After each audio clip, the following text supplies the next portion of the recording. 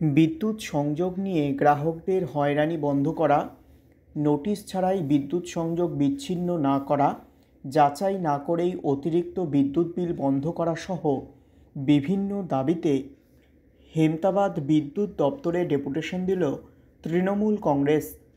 সোমবার দুপুর 2টা নাগাদ হেমতাবাদ বিদ্যুৎ দপ্তরের সামনে বিক্ষোভ দেখানোর পাশাপাশি একটি দাবিপত্র দপ্তরের আধিকারিক প্রভাত কুমারের হাতে তুলে দেওয়া হয়।